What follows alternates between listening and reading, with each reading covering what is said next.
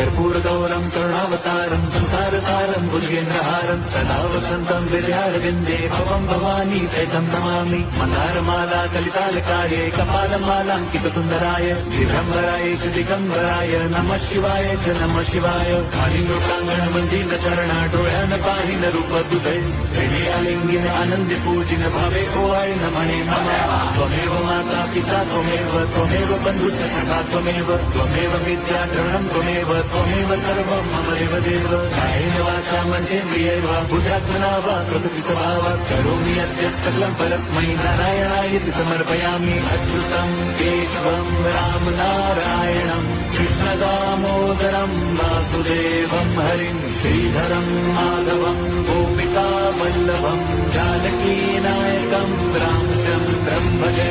Hare Ram Ram Ram Hare Hare Hare Krishna Hare